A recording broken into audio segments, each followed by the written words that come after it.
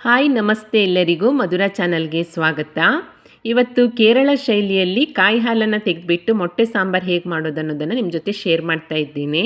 ಅನ್ನ ಚಪಾತಿಗೆ ತುಂಬಾ ಸೂಪರ್ ಆಗಿರುವಂತಹ ಈ ಮೊಟ್ಟೆ ಸಾರನ್ನು ಹೇಗೆ ಮಾಡೋದಂತ ನೋಡೋಣ ಬನ್ನಿ. ಮೊದಲಿಗೆ ನಾನಿಲ್ಲಿ ಒಂದು 3/4 ಕಪ್ ಆಗುವಷ್ಟು ಕಾಯಿ ತುರಿಯನ್ನು ತೆಗೆದುಕೊಂಡಿದ್ದೇನೆ. ಇದನ್ನು ಇವಾಗ ರುಬ್ಬಿಬಿಟ್ಟು ಈ ರೀತಿಯಾಗಿ ಕಾಯಿ ಹಾಲನ್ನು ತೆಗೆದುಕೊಂಡಿದ್ದೇನೆ. ಕೇರಳದಲ್ಲಿ ಹೆಚ್ಚಾಗಿ ಕಾಯಿ ಅಥವಾ ಕಾಯಿ ಹಾಲು ಸಾಂಬಾರೇ ಜಾಸ್ತಿ ಮಾಡ್ತಾರೆ. ನಂತರ ಸ್ಟವ್ ಮೇಲೆ ಒಂದು ಬಾಣಲೆಯನ್ನು ಇಟ್ಕೊಂಡು ಇದಕ್ಕೆ 2 ಟೇಬಲ್ ಸ್ಪೂನ್ ಆಗುವಷ್ಟು ಎಣ್ಣೆಯನ್ನು ಸೇರಿಸ್ಕೊಳ್ತಾ ಇದ್ದೇನೆ. ಎಣ್ಣೆ ಕಾದ ನಂತರ ಸ್ವಲ್ಪ ಸಾಸಿವೆ, ಸ್ವಲ್ಪ ಜೀರಿಗೆ, ಸ್ವಲ್ಪ ಕರಿಬೇವಿನ ಸೊಪ್ಪು, ನಂತರ ಇದಕ್ಕೆ ಉದ್ದಕ್ಕೆ ಹೆಚ್ಕೊಂಡಿರುವಂತಹ 2 ಹಸಿಮೆಣಸು ಹಾಗೆ ಚಿಕ್ಕದಾಗಿ ಹೆಚ್ಕೊಂಡಿರುವಂತಹ ಒಂದು ಈರುಳ್ಳಿಯನ್ನು ಸೇರಿಸ್ಕೊಂಡು ಈರುಳ್ಳಿ ಸ್ವಲ್ಪ ಮೆತ್ತಗಾಗೋ ತನಕ ಫ್ರೈ ಮಾಡ್ಕೊಳ್ತಾ ಇದ್ದೇನೆ. ಈರುಳ್ಳಿ ಸ್ವಲ್ಪ ಮೆತ್ತಗಾಗ್ತಿದ್ದ ಹಾಗೆ ಇದಕ್ಕೆ 1 ಟೇಬಲ್ ಸ್ಪೂನ್ ಆಗುವಷ್ಟು ಶುಂಠಿ ಬೆಳ್ಳುಳ್ಳಿ ಪೇಸ್ಟನ್ನು ಸೇರಿಸ್ಕೊಂಡು ಹಸಿ ವಾಸನೆ ಹೋಗೋ ತನಕ ಫ್ರೈ ಮಾಡಿಕೊಂಡು ನಂತರ ಚಿಕ್ಕದಾಗಿ ಹೆಚ್ಕೊಂಡಿರುವಂತಹ 2 ಟೊಮೆಟೊವನ್ನು ಸೇರಿಸಿ ಇದನ್ನು ಕೂಡ 1 ನಿಮಿಷದ ಕಾಲ ಚೆನ್ನಾಗಿ ಮಿಕ್ಸ್ ಮಾಡಿಕೊಂಡು ನಂತರ ಇದಕ್ಕೆ ಲಿಡ್ಡನ್ನು ಮುಚ್ಚಿಬಿಟ್ಟು ಟೊಮೆಟೊ ಈರುಳ್ಳಿ ಎಲ್ಲವೂ ಮೆತ್ತಗಾಗೋ ತನಕ ಬೇಯಲಿಕ್ಕೆ ಬಿಡ್ತಾ ಇದ್ದೀನಿ. ಒಂದು 7 ನಿಮಿಷದ ನಂತರ ನೋಡಿ ಟೊಮೆಟೊ ಈರುಳ್ಳಿ ಎಲ್ಲ ಚೆನ್ನಾಗಿ ಮೆತ್ತಗಾಗಿ ಬೆಂದಿದೆ. ಇವಾಗ ಇದಕ್ಕೆ 1/4 ಟೇಬಲ್ ಸ್ಪೂನ್ ಆಗುವಷ್ಟು ಅರಿಶಿಣ, 1 ಟೇಬಲ್ ಸ್ಪೂನ್ ಆಗುವಷ್ಟು ಖಾರದ ಪುಡಿ, ನೀವು ಖಾರ ಜಾಸ್ತಿ ತಿನ್ನುವವರಾಗಿದ್ದರೆ ಜಾಸ್ತಿ ಸೇರಿಸ್ಕೊಳ್ಳಿ, 1 ಟೇಬಲ್ ಸ್ಪೂನ್ ಆಗುವಷ್ಟು ಧನಿಯಾ ಪುಡಿ, 1/4 ಟೇಬಲ್ ಸ್ಪೂನ್ ಆಗುವಷ್ಟು ಕಾಳುಮೆಣಸಿನ ಪುಡಿ, ಹಾಗೆ ರುಚಿಗೆ ತಕ್ಕಷ್ಟು ಉಪ್ಪನ್ನು ಸೇರಿಸ್ಕೊಂಡು ಈ ಮಸಾಲೆ ಪದಾರ್ಥಗಳನ್ನು ಟೊಮೆಟೊ ಈರುಳ್ಳಿಯ ಜೊತೆಗೆ ಚೆನ್ನಾಗಿ ಮಿಕ್ಸ್ ಮಾಡ್ಕೊಳ್ತಾ 1 ನಿಮಿಷದ ಕಾಲ ಹುರ್ಕೊಳ್ತೀನಿ.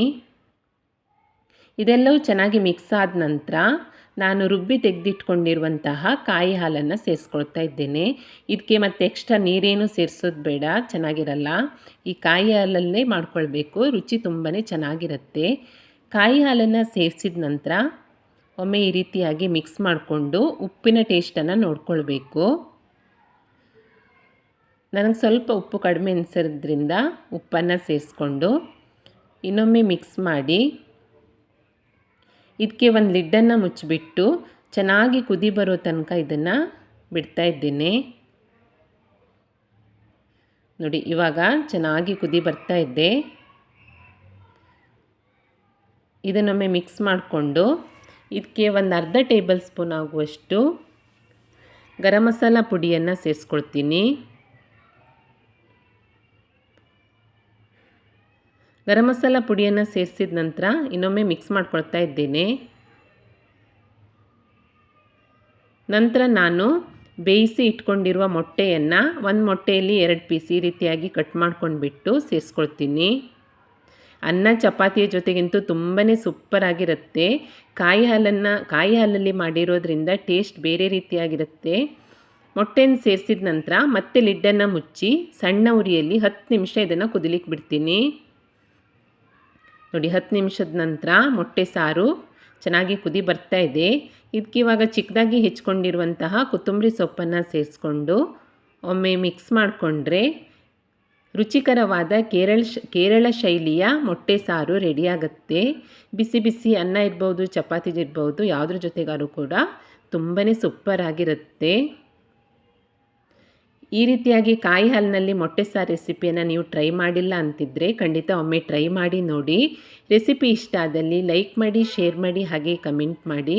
ಹೊಸದಾಗಿ ನಮ್ಮ ಚಾನಲ್ ನೋಡ್ತಾ ಇದ್ದರೆ ಸಬ್ಸ್ಕ್ರೈಬ್ ಮಾಡ್ಕೊಳ್ಳಿ. ಸಿಗೋಣ ಮುಂದಿನ ರೆಸಿಪಿಯಲ್ಲಿ. Thank you for watching.